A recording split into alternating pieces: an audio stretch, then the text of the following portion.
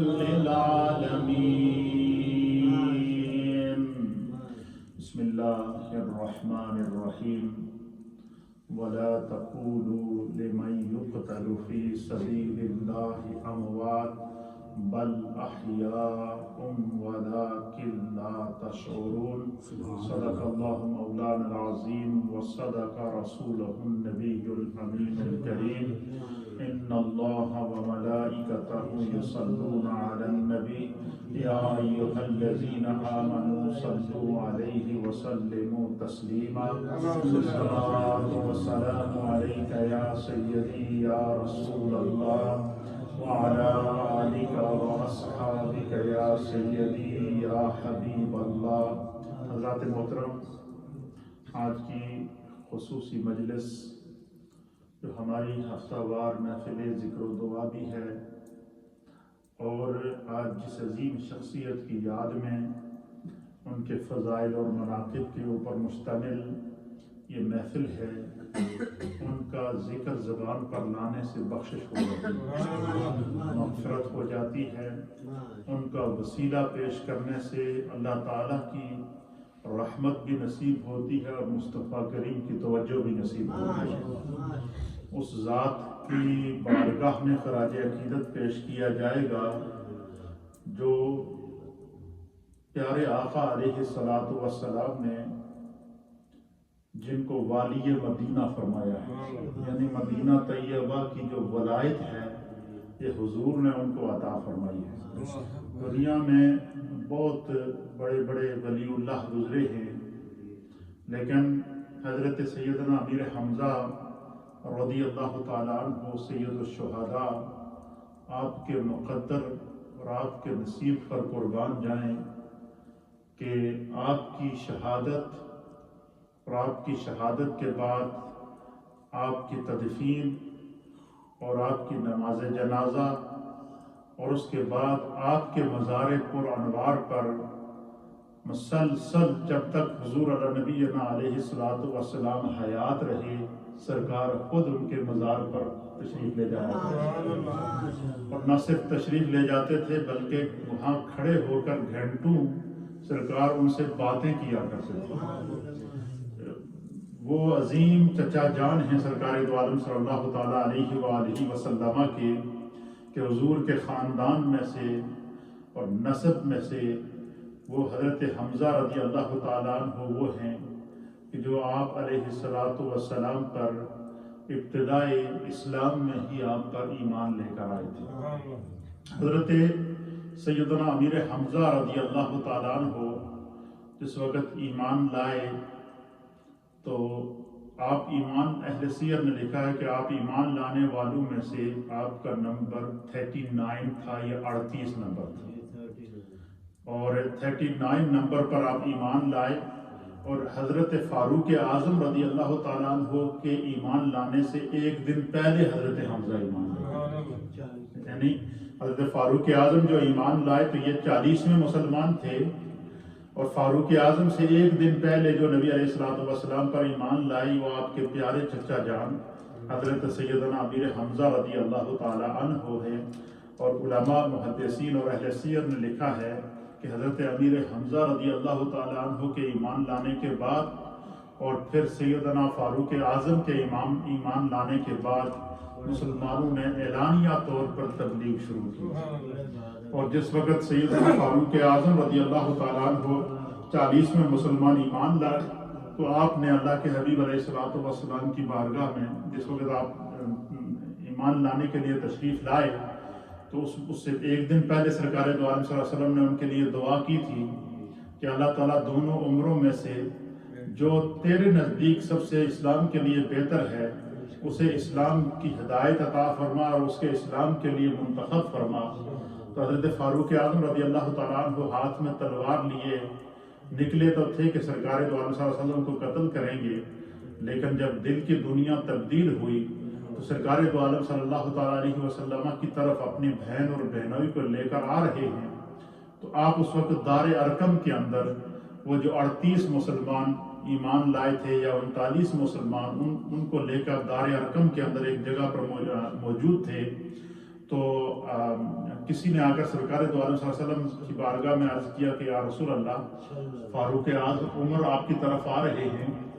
اور ان کے ہاتھ میں تلوار ہے اور وہ آپ کی طرف آ رہے ہیں. تو اس وقت حضرت حمزہ رضی اللہ تعالیٰ عنہ کھڑے ہو گئے. اب آپ حضرت حمزہ کے دلیری کو دیکھیے، حضرت حمزہ کی بہادری کو دیکھیے، حضرت حمزہ رضی اللہ تعالیٰ عنہ کی محبت اور ایمان کو دیکھیے. ایک دن پہلے ایمان لائے ہیں اور سب سے پہلے آپ کھڑے ہو گئے اور آپ نے عرض کیا یا رسول اللہ عمر کو آنے دو، اگر تو وہ کسی نیک ارادے سے آئے ہیں تو پھر تو ٹھیک ہے، اگر ان کا ارادہ ٹھیک نہیں ہوگا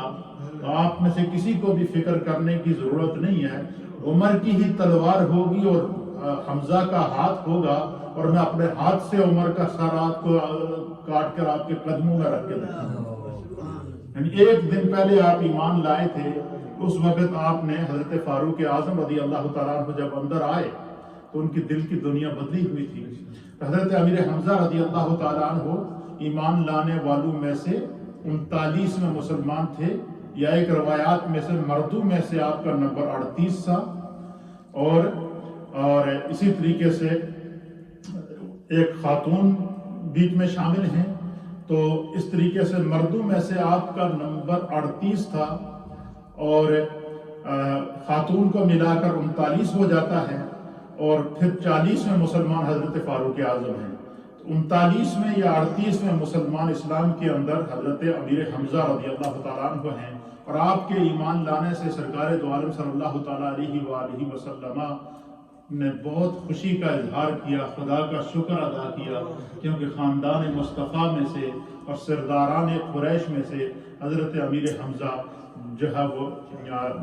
ایمان لائے، اور یہ پورے مکے میں یہ خبر پھیل چکی تھی. پھر جب دار ارقم سے حضرت فاروق اعظم نے کہا کہ آج کے بعد اعلانیہ چھپ کر تبلیغ نہیں ہوگی، اعلانیہ تبلیغ کریں گے، تو فرمایا کہ آج کے بعد کیا اسی وقت سے ہم چلتے ہیں خانہ کعبہ میں. اور کس طرح چلتے ہیں کہ وہ جو 40 مسلمان تھے ان کو آپ نے 2 رووں میں 2 لائنوں میں تقسیم کیا، اور ایک لائن کی قیادت حضرت فاروق اعظم نے خود تلوار لے کر کی، اور دوسری لائن کی قیادت حضرت امیر حمزہ نے کی. اور وہاں سے یہ قافلہ نعرہ تکبیر بلند کرتا ہوا اور اسلام اور نبی علیہ الصلوۃ والسلام کی محبت میں درود و سلام پڑھتا ہوا جب کعبہ شریف میں پہنچا تو وہاں جا کر فاروق اعظم نے اور حضرت امیر حمزہ نے جو اعلان کیا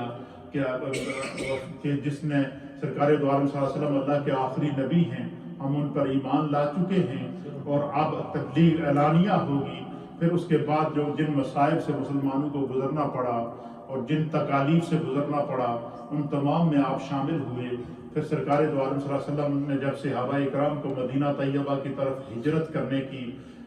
حکم ارشاد فرمایا تو صحابہ اکرام کے ساتھ ہجرت کرنے والوں میں حضرت امیر حمزہ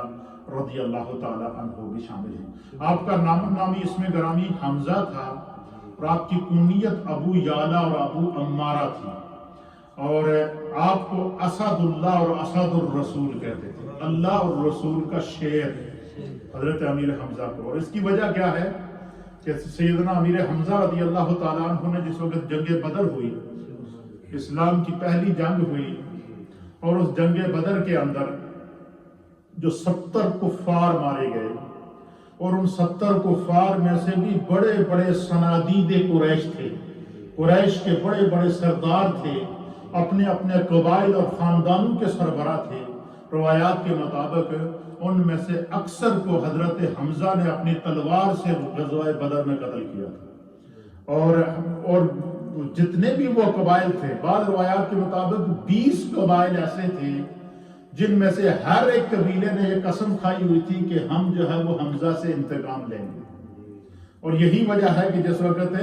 غزوہ بدر کے 1 سال کے بعد غزوہ احد آیا تو پھر پورے پلان کے تحت باقاعدہ گھات لگا کر حضرت امیر حمزہ پر حملہ کیا گیا. اس کی تفصیلات میں آگے جا کر بیان کروں گا. سب سے پہلے آپ کا نام نامی اسم گرامی اور سرکار دو عالم صلی اللہ علیہ وسلم کے خاندان سے آپ کا جو تعلق تھا اس کو سماعت فرمائیں. تو آپ کا نام حمزہ تھا اور ابو یعلا آپ کی کنیت تھی، ابو عمارہ بھی آپ کی کنیت تھی. اسد اللہ و اسد الرسول، اللہ اور اس کے رسول کا شیر آپ کو اس لیے کہتے ہیں کہ غزوہ بدر کی بہادری کے بعد اور غزوہ احد کی بہادری کے بعد اللہ تعالیٰ کی طرف سے جبریل علیہ السلام نبی پاک کی بارگاہ میں آئے، اور حضور علیہ السلام کی بارگاہ میں حضرت جبریل نے سرکار کی بارگاہ میں عرض کیا کہ یا رسول اللہ، یا حبیب اللہ، اللہ کی طرف سے میں آپ کے پاس آیا ہوں، آسمانوں کے اوپر اور جنت کے اندر اور فرشتوں کے ہجوم کے اندر حضرت حمزہ کا نام اللہ تعالیٰ نے اسد اللہ لکھا ہے۔ یہ حضرت حمزہ کے اسد اللہ، اللہ کا اسد اللہ کہتے ہیں خدا کا شیر، جس طرح مولا کائنات تاجدار حد آتا حضرت علی المرتضیٰ کو شیر خدا کہتے ہیں، اسی طریقے سے حضرت حمزہ کو شیر خدا اور شیر رسول کہتے تھے۔ اسد اللہ و اسد الرسول، عربی کی تمام کتب کے اندر اور سیر کی تمام کتب کے اندر حضرت سیدنا امیر حمزہ کا جو لقب ہے وہ اسد اللہ و اسد الرسول ہے، اور یہ اسد اللہ کا لقب آپ کو خدا کی طرف سے عطا کیا گیا، اور اسد الرسول کا لقب آپ کو رسول اللہ کی طرف سے عطا کیا گیا۔ تو جس کو اللہ بھی اپنا شیر کہے، رسول اللہ بھی اپنا شیر کہیں، نبی پاک کے تمام صحابہ بھی انہیں اللہ کا شیر کہیں، ان کی عظمتوں کا کام اندازہ لگا سکتا ہے۔ اس سے آپ ان کے مقام کا، مرتبے کا، عظمت کا، رفعت کا اندازہ لگا سکتے ہیں۔ اہل سیر نے حضرت سیدنا امیر حمزہ رضی اللہ تعالیٰ عنہ کا سلسلہ نسب اس طرح لکھا ہے کہ حضرت سیدنا امیر حمزہ رضی اللہ تعالیٰ عنہ نبی علیہ السلام کے حقیقی چچا تھے، سگے چچا تھے۔ کیا تھے؟ رشتے میں سرکار دو عالم صلی اللہ علیہ وسلم کے سگے چچا تھے، اور ماں کی طرف سے آپ کا یہ تعلق تھا کہ ان کی والدہ کا نام حالہ بنت وہب تھا۔ کیا نام تھا؟ حالہ بنت وہب، یہ حضرت امیر حمزہ کی والدہ ماجدہ تھیں، اور وہ حضرت حالہ بنت وہب جو تھی یہ حضور نبی اکرم صلی اللہ تعالیٰ علیہ وآلہ وسلم کی والدہ ماجدہ حضرت سیدہ طیبہ طاہرہ آمنہ رضی اللہ تعالی عنہا کی چچا زاد بہن تھی۔ حضور علیہ السلام کی والدہ اور حضرت حمزہ کی والدہ یہ دونوں کیا تھی؟ آپس میں چچا زاد بہنیں تھیں۔ اور پھر تیسری نسبت سرکار دو عالم صلی اللہ تعالی علیہ وآلہ وسلم کے ساتھ آپ کی کیا تھی؟ تیسری نسبت یہ تھی کہ جب سرکار دو عالم صلی اللہ تعالی علیہ وآلہ وسلم پیدا ہوئے تو آپ نے احادیث کے اندر اور میلاد کے موقع کے اوپر کئی دفعہ سنا ہوگا، امام بخاری نے بھی اس کو نقل کیا کہ سرکار کی پیدائش کے بعد ابو لہب کی ایک لونڈی تھی جن کا نام تھا سوائبہ یا صوبیہ، تو حضرت سوائبہ نے سرکار دو عالم صلی اللہ علیہ وسلم کو اپنا دودھ پلایا تھا۔ کیا پلایا تھا؟ اور حضرت جب امیر حمزہ رضی اللہ تعالیٰ عنہ پیدا ہوئے تو حضرت امیر حمزہ کو بھی حضرت سوائبہ نے اپنا دودھ پلایا۔ تو اس طریقے سے آپ حضرت سوائبہ کا دودھ نبی علیہ السلام نے بھی پیدائش کے بعد پیا، اور حضرت امیر حمزہ نے بھی پیدائش کے بعد حضرت سوائبہ کا دودھ پیا۔ اس نسبت سے حضرت امیر حمزہ جہاں سرکار دو عالم صلی اللہ علیہ وسلم کے چچا تھے، وہاں پر حضور علیہ السلام کے رضائی بھائی بھی تھے۔ کیا تھے؟ رضائی بھائی بھی تھے۔ یہ تاریخ اسلام ہے، یہ ہمارے اکابر ہیں، اور وہ نبی پاک کے وہ صحابہ جن کو نبی نے فرمایا کہ اصحابی کالنجوم،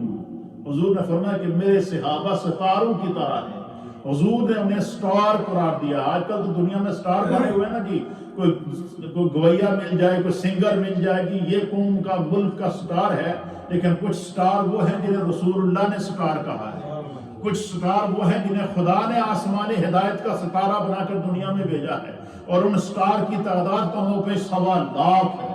نبی پاک کے تمام صحابہ ان کی تعداد کموں پہ کتنی ہے؟ 1.25 لاکھ صحابہ اکرام ہیں جن کے بارے میں میرے مصطفیٰ نے فرمایا کہ اصحابی کالنجوم، میرے صحابہ ستاروں کی مانند ہیں۔ تو یہاں پر یہ جو ہے وہ سٹار آف دا اسلام ہیں۔ وہاں پر آپ سرکار دو عالم صلی اللہ علیہ وسلم کے رضائی بھائی بھی ہیں، اور وہاں پر سرکار دو عالم صلی اللہ تعالیٰ علیہ وآلہ وسلم کے سگے چچا بھی ہیں۔ اور آپ کا سلسلہ نسب اہل سیر نے اس طرح لکھا ہے کہ حمزہ بن عبد المطلب یعنی حضور علیہ السلام کے والد ماجد حضرت عبداللہ کے بھائی ہیں، اور اسی طریقے سے سرکار دو عالم حضرت ابو طالب جو حضرت حمزہ کے والد ہیں وہ سرکار کے دادا ہیں، تو صرف ایک نسبت کے بعد ان کا سرکار دو عالم صلی اللہ علیہ وسلم کا اور ان کا نسب مل جاتا ہے حضرت ابو طالب کے اندر۔ تو آپ کا سلسلہ نسب کیا؟ حمزہ بن عبد المطلب بن ہاشم بن عبد مناف بن قصی بن کلاب بن مرہ بن قاب، جس طرح آگے جب پورا میں نے سرکار دو عالم صلی اللہ علیہ وسلم کا نسب بیان کیا ہے وہ سارے کا سارا نسب آگے یہی ہے۔ تو سرکار سے نسبی رشتہ بھی تھا، سرکار دو عالم صلی اللہ تعالیٰ علیہ وآلہ وسلم سے خونی رشتہ بھی تھا، سرکار دو عالم صلی اللہ تعالیٰ علیہ وسلم سے رضائی رشتہ بھی تھا، دودھ کا رشتہ بھی تھا، اور پھر سرکار دو عالم صلی اللہ تعالیٰ علیہ وآلہ وسلم کے خاندان کے اندر حضور علیہ السلام پر اعلانیہ طور پر ایمان لانے والوں میں حضرت حمزہ رضی اللہ تعالیٰ عنہ کا نام تاریخ اسلام میں ہمیشہ صفحے اول کے اندر نظر آئے گا۔ پھر اسی طریقے سے حضرت سیدنا امیر حمزہ رضی اللہ تعالیٰ عنہ نے جب سرکار دو عالم صلی اللہ علیہ وسلم پر آپ ایمان لائے، ابھی ایمان نہیں لائے تھے، ایمان لانے سے پہلے جب سرکار دو عالم صلی اللہ علیہ وسلم نے اعلان نبوت کیا تو کفار نے آپ کی شان میں گستاخیاں کی، اور بالخصوص سب سے زیادہ آپ کی شان کے اندر جس نے تنگ کیا اس کا نام ابو لہب تھا اور ابو جہل تھا۔ اور ابو لہب کے بارے میں جو سرکار دو عالم صلی اللہ علیہ وسلم کی شان میں گستاخیاں کیا کرتا تھا، اس نے نعوذ باللہ ایک دفعہ حضور علیہ السلام کی بارگاہ میں جو وہ گستاخی کرنے کی جسارت کی اور کہا کہ نعوذ باللہ کہ محمد کے ہاتھ ٹوٹ جائے۔ یہ بات اس نے کیا کی؟ ابو لہب نے۔ تو اللہ رب العالمین نے قرآن پاک میں اس کی مذمت میں پوری سورت نازل فرما کر فرمایا تبت یدا ابی لہب وتب ما اغنی عنہ مالہ وما کسب سیصلی نارا ذات لہب وامرأتہ حمالۃ الحطب۔ تو اس کی مذاق کہ اللہ تعالیٰ نے فرمایا کہ ابو لہب کے دونوں ہاتھ ٹوٹ جائیں، اور جب وہ مرا ابو لہب اتنا گستاخ رسول تھا کیونکہ اس نے حضور کی شان میں گستاخی کی تھی، اور صرف اتنا جملہ زبان سے کہا تھا، حالانکہ حضور کو براہ راست وہ کوئی جسمانی طور پر اذیت نہیں پہنچا سکا تھا، لیکن صرف اتنی زبان سے کہا کہ محمد کے نعوذ باللہ ہاتھ ٹوٹ جائیں، تو اللہ نے کیا فرمایا اس کو کہ تبت یدا ابی لہب، ابو لہب کے دونوں ہاتھ ٹوٹ جائیں، اور جس وقت وہ مرا تو اس کے دونوں ہاتھ ٹوٹے ہیں۔ پھر اسی طریقے سے وہ ایک عجیب و غریب قسم کی اس کو بیماری لگی، ابو لہب کو اتنی بیماری لگی کہ جس وقت وہ مرا ابو لہب تو اس کو جب ان زمین کے اندر دفن کرنے لگے تو اہل سیر نے لکھا ہے کہ جس وقت قبر کھودی، قبر کھود کے جب ابو لہب کو اس قبر کے اندر ڈال کے مٹی ڈالتے نا تو قبر اٹھا کر اس کو باہر پھینکتے، زمین نے اس کو قبول کرنے سے انکار کر دیا، صرف اس وجہ سے کہ اس نے سرکار کی شان میں گستاخی کی تھی، اور اس کی گستاخی کا جواب خدا نے سورہ لہب نازل کر کے کیا تھا۔ اب آپ اندازہ لگائیں کہ جو لوگ میرے پیارے آقا علیہ السلام کی شان میں گستاخیاں کرتے ہیں وہ یاد رکھیں کہ وہ اس وقت تک بچے ہوئے کیوں ہیں کہ اللہ کی طرف سے یہ فیصلہ ہے کہ جب تک میرا محبوب اس زمین کے اوپر موجود ہے، خدا نے محبوب کے وجود کے صدقے ظاہری طور پر عذاب کو اٹھا لیا۔ تو ابو لہب کو ایک دفعہ زمین نے اٹھا کر پھینک دیا، دوسری دفعہ کیا، پھر اٹھا کے پھینک دیا، پھر وہ بڑے پریشان ہوئے، اس کے بیٹے جب تنگ آ گئے تو انہوں نے کیا کیا کہ اس کو ایک پہاڑ کے اوپر جا کر اس پہاڑ سے نیچے پھینکا۔ نیچے پھینکنے کے بعد پھر کیا ہوا، جو ہے وہ اوپر سے پتھر اور پہاڑ گرا کر اس کی جو باڈی تھی ابو لہب کی اس کے نیچے اس کو دبا دیا۔ تو پھر جو جنگلی درندوں نے بھی اس کی لاش کو کھانے سے کیا کر دیا، انکار کر دیا۔ تو اہل سیر نے لکھا ہے کہ پھر ابو لہب کی جب اس کی لاش سے اس کے بدن سے بدبو آنا شروع ہو گئی تو پورے عرب کے اندر شور مچنا شروع ہو گیا، اور اس کے ابو لہب کے بیٹوں کو لوگ بلا کر کہتے تھے کہ تم کیسے لوگ ہو کہ تمہارا باپ جو ہے وہ وہاں سڑ رہا ہے اور اس کی بدبو پورے علاقے میں پھیلی ہوئی ہے، اور تم جو ہے وہ، تو پھر کوئی چارہ ان کو نہیں بنا تو ان اس کو پھر ایک پہاڑی سے نیچے گرا کر اس کے اوپر پتھر پھینکے گئے۔ یہ اس کا انجام ہوا ہے، ابو لہب کا یہ انجام ہوا ہے۔ اور دوسرا جس نے حضور علیہ السلام کو اذیت پہنچائی وہ تھا ابو جہل۔ ایک دن حضرت امیر حمزہ ایمان نہیں لائے تھے، تو سرکار دو عالم صلی اللہ علیہ وسلم خانہ کعبہ میں تشریف لائے، تو آگے ابو جہل کھڑا تھا اور اس نے حضور علیہ السلام کی شان میں گستاخی کی، برا بلا کہا، اور یہ حضرت امیر حمزہ کی یہ عادت ہوتی تھی کہ یہ زیادہ یہ گھر نہیں رہتے تھے، یہ وادیوں کے اندر، صحراؤں کے اندر، اور یہ شکار کے بہت بڑے شوقین تھے، شکار کے لیے نکلا کرتے تھے، ہر وقت تلوار اور تین گلے میں لٹکائے ہوئے شکار کے لیے جاتے تھے۔ تو اب شکار کر کے واپس آ رہے تھے تو عادت ہوتی تھی کہ راستے میں لوگوں سے پوچھا کرتے تھے، ہاں بھائی میں تو اتنے دن بعد شکار سے آ رہا ہوں، تم مکے سے آ رہے ہو، حرم سے آ رہے ہو، سناؤ کوئی نئی تازی تو نہیں ہے؟ تو آپ شکار کر کے واپس آ رہے تھے، ابھی ایمان نہیں لائے تھے، واپس آ رہے تھے، تو کسی نے کسی سے پوچھا کہ بھائی سناؤ کوئی مکے میں کوئی حرم میں کوئی نئی تازی تو نہیں ہے؟ تو کسی نے ان سے کہا جی کہ کوئی نہیں، لیکن آج ایک بہت بڑی عجیب خبر ہوئی ہے۔ اس نے کہا جی کیا؟ اس نے کہا جی کہ آپ کے بھائی ہیں ابو جہل، اس کا نام عمر بن ہشام ہے، ابو جہل تو بعد میں اس کی جہالت کی وجہ سے یہ لقب مشہور ہوا۔ تو فرمایا کہ آپ کا جو بھائی ہے یہ جس کا نام عمر بن ہشام ہے، چچازاد بھائی ہے آپ کا،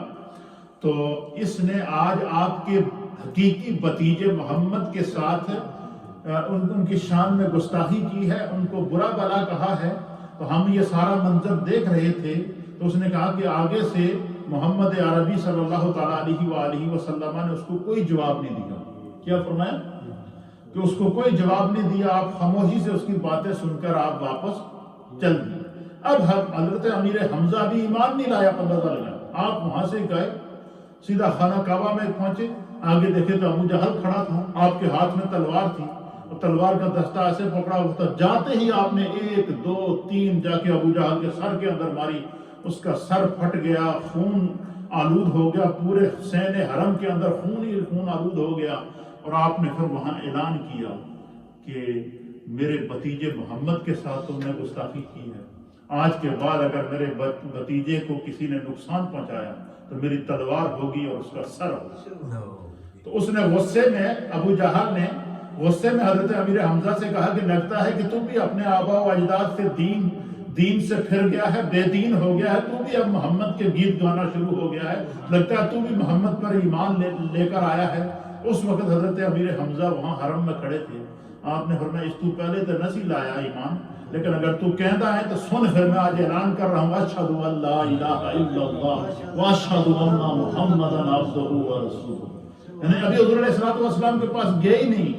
صرف اتنی خبر پہنچ کہ ابو جہل نے سرکار کو تکلیف پہنچائی ہے، ابو جہل کا سر پھوڑا، حرم کے اندر تمام کفار قریش موجود تھے، تمام صنادید قریش موجود تھے، ان کے سامنے آپ نے ایمان لایا اور ایمان لا کے حضور کی بارگاہ میں چلے گئے۔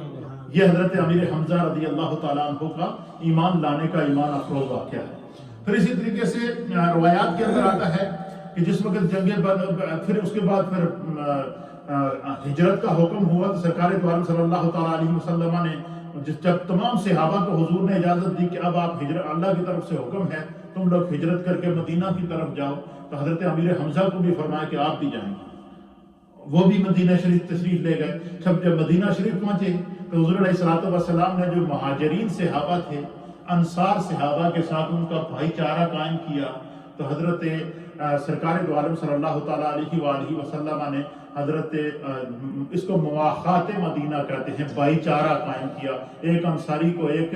مہاجر کا بھائی بنایا، ایک مہاجر کو ایک انصاری کا بھائی بنایا۔ تو نبی علیہ السلام کے وہ غلام جو حضرت خدیجہ الکبریٰ کے نکاح کے وقت آپ کو دیے گئے تھے، جن کا نام تھا حضرت زید بن حارثہ رضی اللہ تعالیٰ عنہ، حضرت زید بن حارثہ کو حضور علیہ السلام نے آپ کا بھائی مقرر کیا مدینہ طیبہ میں۔ پھر ساری زندگی ان سے آپ اتنی محبت کرتے رہے کہ آپ جب بھی گھر سے باہر جاتے،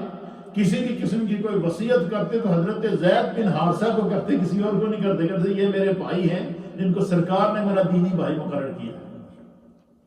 تو حضرت سیدنا امیر حمزہ رضی اللہ تعالیٰ عنہ جو ہے وہ جس وقت پھر مدینہ طیبہ پہنچے، اب جب جنگ بدر ہوئی تو جنگ بدر کے اندر جتنے بڑے بڑے جو 70 کفار جنگ بدر کے اندر مارے گئے، ان 70 کفار کے میں سے اکثریت کفار کی وہ تھی جن کو اور سرداران قریش کی جن کو حضرت امیر حمزہ نے اپنے ہاتھوں سے قتل کیا۔ اب قریش کے اندر، سرداران قریش کے اندر ایک انتقام تھا، کہ ہمارے جو چنیدہ سردار تھے، صنادید قریش تھے، جو قریش کے بڑے بڑے سربراہ تھے، ان کو امیر حمزہ نے اپنے ہاتھوں سے قتل کیا ہے، لہٰذا ہم امیر حمزہ سے انتقام لیں گے۔ انہوں نے پھر جس وقت جنگ احد ہوئی تو باقاعدہ پلان بنایا، ایک شخص کو انہوں نے تیار کیا اور اسے کہا کہ تو نے گھات لگا کر حضرت امیر حمزہ پہ حملہ کرنا ہے، اور جب تم گھات لگا کر حضرت امیر حمزہ پہ حملہ کرے گا تو پھر آپس میں پلان کیا ہوا تھا کہ جس وقت حضرت امیر حمزہ زخمی ہو جائیں گے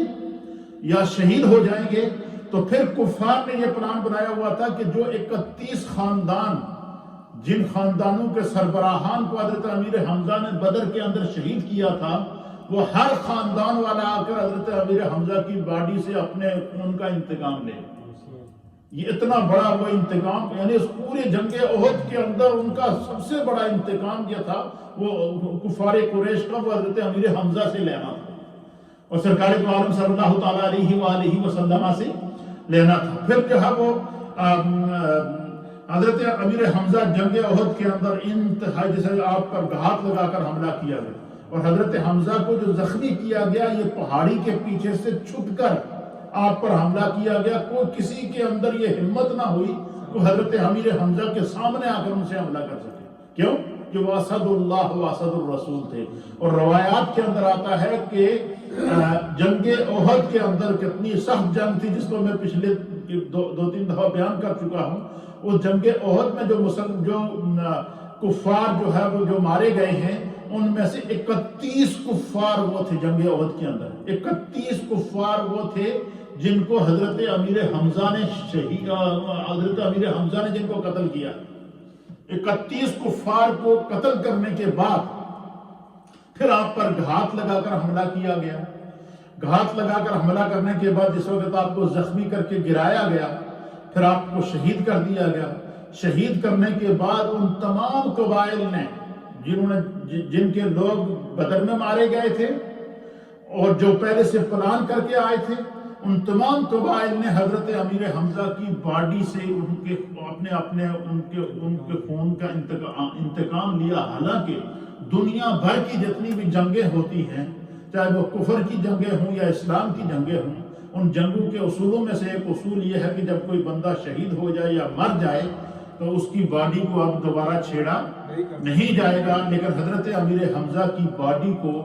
آپ کے شہادت کے بعد آپ کے اعضائے جسمانی کو کاٹا گیا، آپ کے بازو کاٹے گئے ہیں، آپ کی ٹانگیں کاٹی گئی ہیں، آپ کی آنکھیں نکالی گئی ہیں، آپ کا ناک کاٹا گیا ہے، آپ کے کان کاٹے گئے ہیں، اور آپ کی باڈی کا مسئلہ کیا گیا ہے، آپ کا کلیجہ چیر کر جو ہے وہ اس کو دل کو باہر نکال کے چیرا گیا ہے، آپ کے کلیجے کو چبایا گیا ہے۔ اس حد تک آپ کے اوپر شہادت کے بعد بھی اس طرح کی آزمائشوں سے آپ کو گزرنا پڑا۔ پھر اللہ کے پیارے حبیب نبی رحمت صلی اللہ تعالیٰ علیہ وآلہ وسلم تک جب ان کی خبر پہنچی شہادت کی، تو صحابہ اکرام فرماتے ہیں کہ اللہ کے پیارے حبیب نبی رحمت صلی اللہ تعالیٰ علیہ وآلہ وسلم کو ہم نے کبھی بڑے سے بڑے مارکے کے اندر اور بڑے سے بڑے آزمائشوں کے اندر بھی سرکار کی آنکھوں میں اس طرح آنسو بہتے ہوئے نہیں دیکھے جس طرح کہ حضور علیہ السلام نے حضرت امیر حمزہ رضی اللہ تعالیٰ عنہ کی شہادت کے اوپر آپ کو غم اور دکھ پہنچا۔ آپ کی پھوپھی حضرت صفیہ رضی اللہ تعالیٰ عنہ آپ بیان کرتے ہیں کہ سرکار دو عالم صلی اللہ تعالیٰ علیہ وآلہ وسلم کے پاس جبریل آئے۔ اب حدیث سماعت فرمائیں، جبریل علیہ السلام نے حضور علیہ السلام کی آتانی جبریل کہ جبریل علیہ السلام سرکار دو عالم صلی اللہ علیہ وسلم کی بارگاہ میں آئے، فاخبرانی، پس حضور علیہ السلام کو خبر دی ہے کہ ان حمزہ مکتوبا فی السماوات حمزہ بن عبد المطلب اسد اللہ و اسد رسولہ۔ حضرت جبریل نے آ کر سرکار دو عالم صلی اللہ تعالیٰ علیہ وسلم کی بارگاہ میں عرض کیا کہ یا رسول اللہ، یا حبیب اللہ، جو ہے وہ آپ کو خوشخبری ہو کہ حمزہ بن عبد المطلب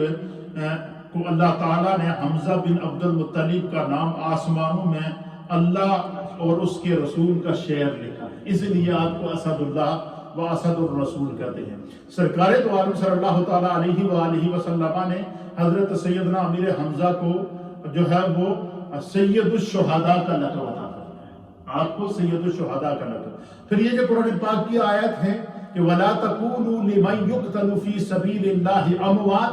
بَلْ أَحْيَاءٌ وَلَكِنْ لَا تَشْعُرُونَ، اور اسی طریقے سے وَلَا تَحْسَبَنَّ الَّذِينَ قُتِلُوا فِي سَبِيلِ اللَّهِ، کہ جو لوگ اللہ کے راستے میں قتل کر دیے جائیں انہیں مردہ گمان بھی نہ کرو، بل احیاء، بلکہ وہ زندہ ہیں، عند ربہم یرزقون، اللہ ان کے رب کے ہاں ان کو رزق دیا جاتا ہے۔ یہ ساری کی ساری آیات جو ہے وہ شہدائے احد اور حضرت امیر حمزہ رضی اللہ تعالیٰ عنہ کی عظمت اور فضیلت کے اندر اللہ نے نازل فرمائی، اور قیامت تک کے لیے جو دین پر مر مٹنے کا جذبہ لوگوں کو، جو حضرت حمزہ رضی اللہ تعالیٰ عنہ کی اور احد، شہدائے بدر، شہدائے احد اور غزوات رسول کے اندر شہید ہونے والے صحابہ اکرام کے کا جذبہ امت مصطفیٰ کریم صلی اللہ تعالیٰ علیہ وآلہ وسلم۔ پھر سرکار دو عالم صلی اللہ تعالیٰ علیہ وسلم فرماتے ہیں کہ میرے چچا حضرت حمزہ کو شہادت کے بعد جو خداوند قدوس نے جنت میں مقام اور مرتبہ عطا فرمایا تھا، حضور علیہ الصلوۃ والسلام ان کی جنت کی کیفیت کو بھی بیان کرتے تھے۔ حدیث پاک کے اندر آتے حضرت عبداللہ بن عبد المطلب، حضرت عبداللہ بن عباس رضی اللہ تعالیٰ عنہ اس حدیث کے راوی ہیں، آپ فرماتے ہیں کہ حضور علیہ نبینا علیہ الصلوۃ والسلام فرماتے ہیں کہ دخلت الجنت بارحۃ فنظرت فاذا جعفر یطیر مع الملائکۃ واذا حمزۃ متکئا علی سریر۔ حضور علیہ الصلوۃ والسلام نے صبح آپ تشریف لائے، ایک دن سرکار دو عالم صلی اللہ علیہ وسلم نے فجر کی نماز پڑھائی۔ فجر کی نماز پڑھانے کے بعد حضور علیہ الصلوۃ والسلام نے صحابہ اکرام کو مخاطب کیا تو اللہ کے حبیب علیہ الصلوۃ والسلام نے فرمایا، حضور نے فرمایا آج میرے رب نے مجھے جنت کی سیر کرائی۔ کیا فرمایا؟ آج میرے رب نے مجھے جنت کی سیر کرائی۔ اور سرکار دو عالم صلی اللہ علیہ وسلم نے فرمایا کہ میں نے جنت میں جعفر کو اور حضرت امیر حمزہ کو دیکھا، اور کس طرح دیکھا کہ میں نے دیکھا فنظرت فاذا جعفر یطیر مع الملائکۃ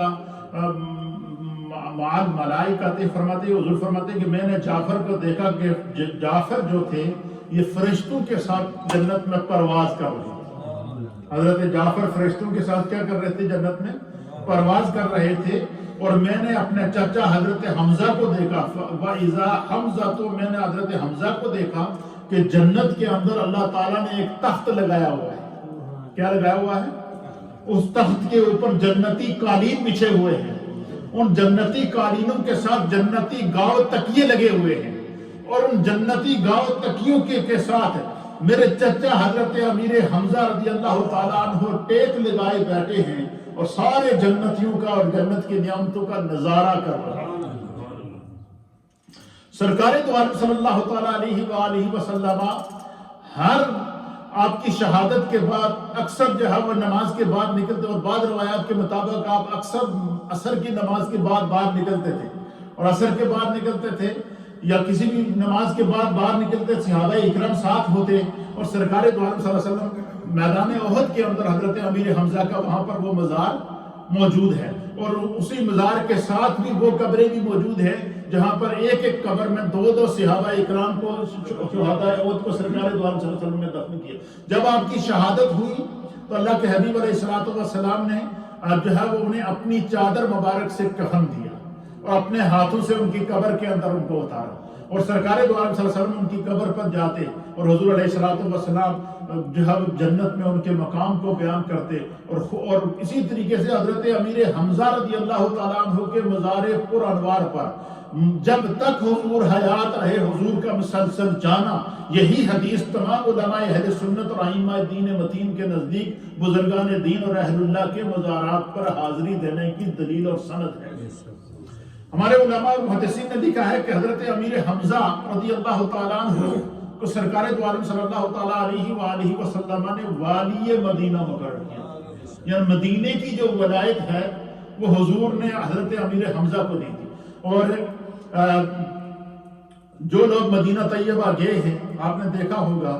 کہ وہ جو چار دیواری ہے جس کے اندر حضرت امیر حمزہ رضی اللہ تعالیٰ عنہ کی قبر مبارک ہے، اور اس کو باقاعدہ اس کی نشاندہی وہاں کی گئی ہے۔ بظاہر تو وہ ایک کچی قبر ہے،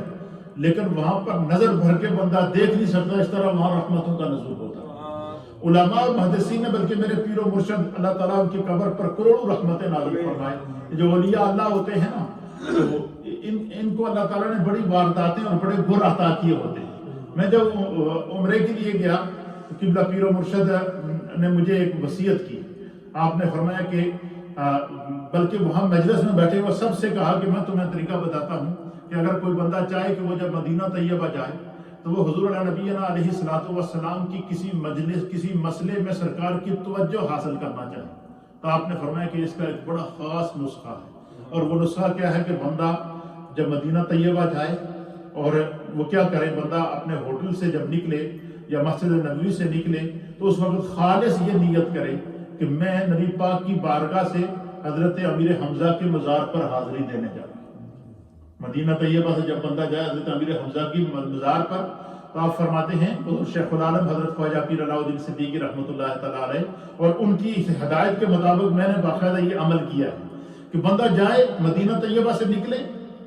اور وہ حضرت امیر حمزہ کے مزار پر جائے اور یہ نیت کر کے نکلے کہ میں نے صرف حضرت امیر حمزہ کے مزار پر کیا کرنی ہے, حاضری دینی ہے. اور حضرت امیر حمزہ کے مزار پر حاضری دینے کے بعد دعا کرے اور دعا کرنے کے بعد ان کی بارگاہ میں سلام عرض کر کے دعا کرنے کے بعد عرض کرے کہ یا اما رسول اللہ, اے رسول اللہ صلی اللہ تعالیٰ علیہ وآلہ وسلم کے چچا, میں آپ کے قدموں میں حاضر ہوں اور آپ کی بارگاہ سے میں اب آپ کے عظیم پیارے آقا اور جناب سید العالمین محمد رسول اللہ صلی اللہ تعالیٰ علیہ وسلم کی بارگاہ میں جا رہا ہوں حاضری دینے کے لیے. تو میرا یہ مسئلہ ہے, یہ میرا مسئلہ ہے, یہ میری دعا ہے, یہ میری التجا ہے. یا ابا رسول اللہ, اے رسول اللہ صلی اللہ تعالیٰ علیہ وآلہ وسلم کے چچا جان, آپ میرے اس مسئلے میں نبی پاک کی بارگاہ میں سفارش کر دیں.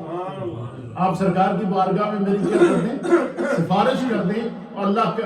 سرکار دو عالم صلی اللہ علیہ وسلم جو ہے وہ میرے اس مسئلے کو اللہ کی بارگاہ میں آپ کے وسیلے سے حل کروا دیں. فرمایا کہ بندہ جائے وہاں حاضری دے کر پھر وہاں سے جائے حضرت امیر حمزہ کے مزار سے پھر واپس جائے مسجد نبوی شریف میں اور جالیوں کے سامنے کھڑا ہو کر صلاۃ و سلام عرض کرے اور صلاۃ و سلام عرض کرنے کے بعد عرض کرے یا رسول اللہ, یا حبیب اللہ, آپ کے چچا جان حضرت امیر حمزہ نے مجھے آپ کے پاس بھیجا. کیا کہے کہ یا رسول اللہ, یا حبیب اللہ, آپ کے چچا جان حضرت امیر حمزہ نے مجھے آپ کے پاس بھیجا ہے, میرا یہ مسئلہ ہے, آپ اللہ کی بارگاہ میں میری سفارش کیجیے, خدا میرے اس مسئلے کو حل فرمائے. آپ فرماتے ہیں کہ یہ اولیاء اللہ کا مجرب وظیفہ ہے کہ اس طرح کا کیا ہوا کام اور اس طرح کا پیش کیا ہوا وسیلہ نہ کبھی رد ہوگا اور وہ دعا اسی وقت قبولیت کے درجے پر پہنچ جاتی ہے. تو حضرت سیدنا امیر حمزہ رضی اللہ تعالیٰ عنہ کی بہت بڑی فضیلت اور بہت بڑی جو ہے وہ عظمت ہے. تو اللہ تعالیٰ ہمیں سیدنا امیر حمزہ رضی اللہ تعالیٰ عنہ کے صدقے جو ہے وہ ہم سب کی بخشش اور مغفرت فرمائے. کیونکہ 15 شوال المکرم سن 3 ہجری آپ کا یوم شہادت ہے. جنگ احد کے اندر آپ شہید ہوئے اور کفار کے انتقام کا نشانہ بنے اور سرکار دو عالم صلی اللہ تعالیٰ علیہ وسلم ان کو یاد کر کے ہمیشہ ان کی آنکھوں سے, حضور کی آنکھوں سے ان کی جدائی کے آنسو چلا کرتے تھے. اللہ تعالیٰ ہم سب کو اصحاب رسول, شہدائے احد, شہدائے بدر اور نبی پاک صلی اللہ علیہ وسلم کے قدموں پہ 1.25 لاکھ صحابہ اکرام